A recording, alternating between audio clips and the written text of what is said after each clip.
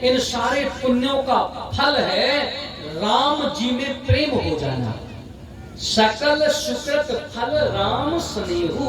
अगर ये सब करने के बाद भी राम जी में अगर भक्ति नहीं हो रही, प्रेम नहीं हो रहा, तो समझ लो अभी हमने ये कर्म ठीक से नहीं किया। जिस दिन ये सत्कर्म ठीक से हो जाएंगे उस दिन स्वतः हमारे हृदय में राम जी के प्रति प्रेम हो जाएगा। और भैया सच्चे भक्त तो भगवान से यही मांगते, प्रेम। गोपियों ने क्या मांगा? प्रेम ही तो मांगा, प्रेम। करुणा कृपा आदर प्रियतम। मेरे गुरुदेव अपने प्रेम वल्लरी बहुत सुंदर ग्रंथ है, उसमें मांग की है ठाकुर जी से। और देखो विनय पत्रिका में भी, विनय पत्रिका में गोस्वामी तुलसीदास जी ने अपने मन की व्यथा भगवान को सुनाई है, और रामचरितमानस में भगवान की कथा अपने मन को सुनाई है। राम भज सुन सठ मना।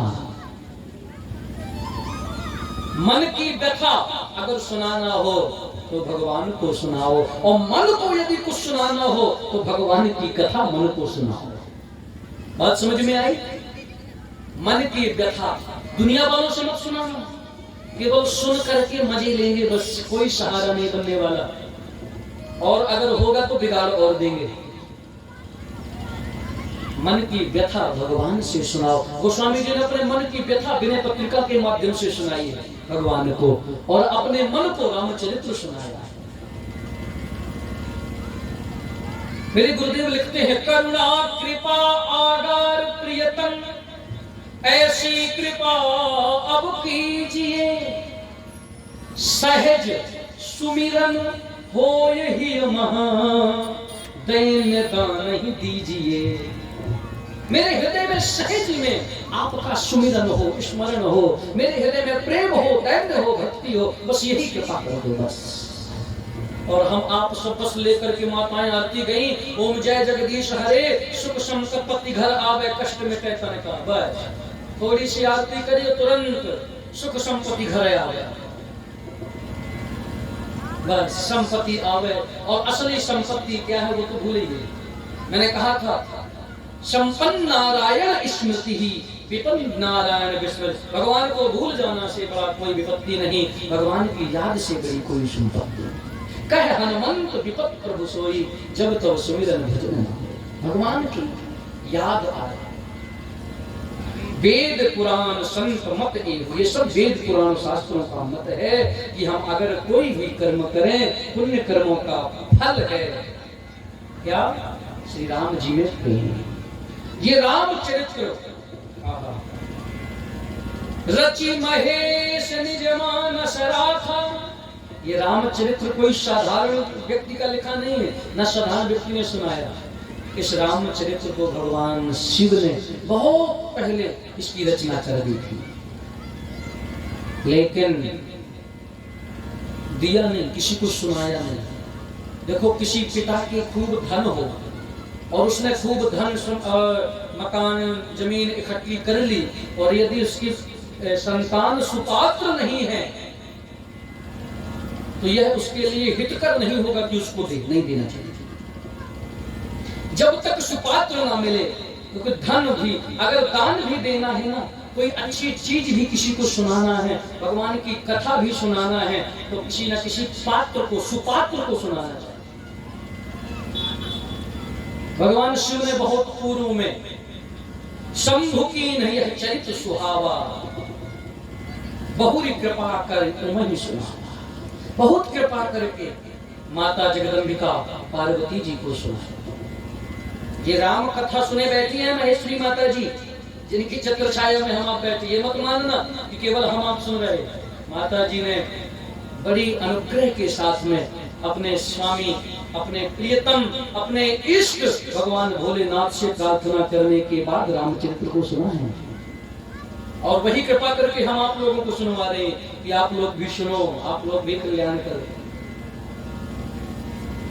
रचि महेश निज मानस राखा, रचि महेश निज मानस राखा।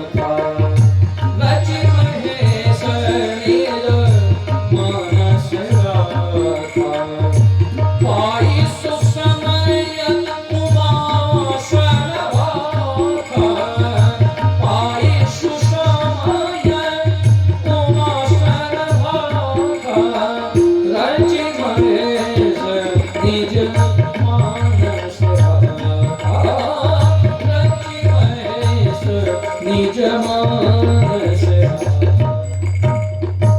कोई अच्छी बात मन में आए ना, देखो भगवान की भक्ति की चर्चा, भगवान की कथा, अच्छी बातें सबको पचती नहीं है, इसीलिए शायद शिव जी ने सबको नहीं सुनाया। जब सुसमय आ गया तब फिर उमा जी को सुनाया। उसी क्रम में गोस्वामी जी कहते हैं, मुझ पर भी गुरुदेव की कृपा हुई, मैं पुनि निज गुरु सन सुनी कथा सुसु कर खेत, समझी नहीं तसी बालपन तब अति रहूं चेत। राम कथा के अधिकारी कौन है? देखो गोस्वामी जी कहते राम कथा के अधिकारी वही हैं जिनको सत्संग प्यारा है। जिनको सत्संग प्रिय नहीं है उनको राम कथा भी नहीं सुनानी चाहिए। राम कथा के तेरी अधिकारी, राम कथा के तेरी अधिकारी, जिनका सत्संग प्रिय की प्यारी, जिनका सत्संग प्रिय की प्यारी, राम कथा के कथा के